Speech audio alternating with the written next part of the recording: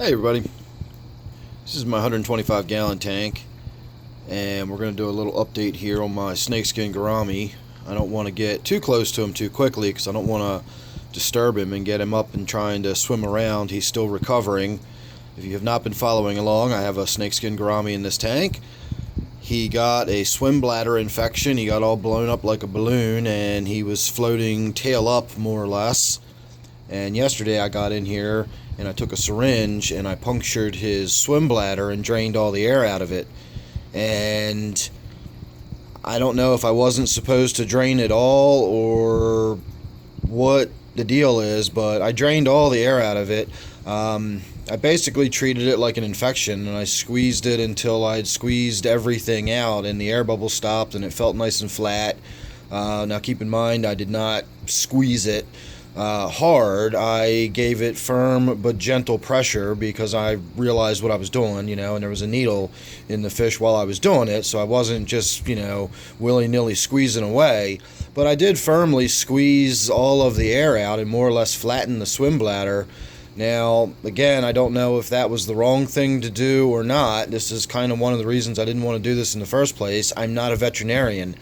I've already been criticized for not, basically taking the weekend to become a veterinarian to learn how to do the procedure properly. And of course, I didn't set up a proper veterinary surgery in my basement before I did it either. But I did what I had to do, or I did the best I could. I'm imagining the same people that have been criticizing me would probably be the very same ones that would criticize me for not doing anything at all. So I don't pay too much attention to that kind of stuff. I think most of you realize that I'm doing the best I can with what I've got to work with here under less than pleasant circumstances. I really want to see this fish pull through, but we'll see how it goes. So this morning I came down and he was lying on the bottom just doing his thing, kind of like he is now. And several people had suggested that I put him in some sort of breeder box or something and keep him near the surface. Not really sure why keeping him near the surface would be important. But I thought, at the very least, there's more oxygen in the water the closer you get to the surface. Even in a tank that's as thoroughly circulated as this, you still have just more oxygen near the surface than you do down at the bottom. So more oxygen is always better. Gouramis, while they can gulp air from the surface and fill their labyrinth organ with atmospheric gases, and they can glean some extra oxygen that way, they don't have to do that. They're able to do that.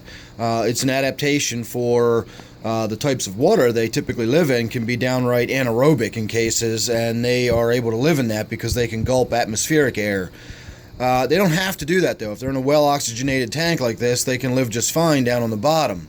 So putting him near the surface for the sake of him being able to get to the surface isn't really necessary in those regards. Now again, because he's a gourami, he might try to go to the surface on a regular basis just to gulp air out of, instinctual behavior, but I have yet to see him do that.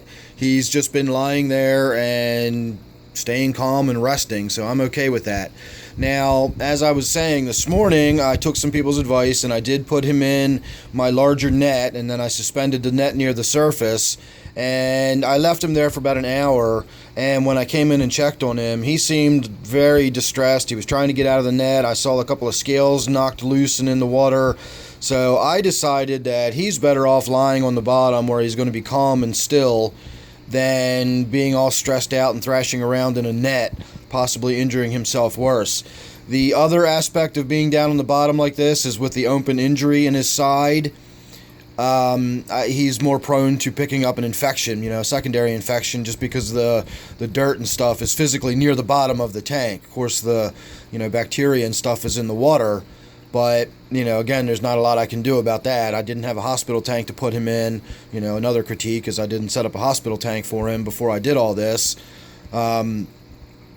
But it is what it is, and he went from this morning when I had him in the net, he did real rapid respiration and he seemed very distressed, and his color was really dark. He seems all right now. It just seems like he's kind of chilling. His respiration's not really stressed. He's not, he just doesn't seem like he's bothered by it. And I'm hoping he's going to be able to just sort of lie there and recover for a couple of days and start getting back on his feet.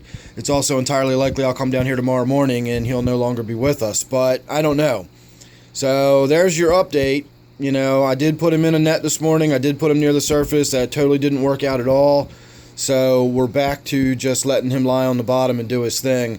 At least he's found a place to position himself in an upright position rather than just lying on his side on the bottom like he was last night.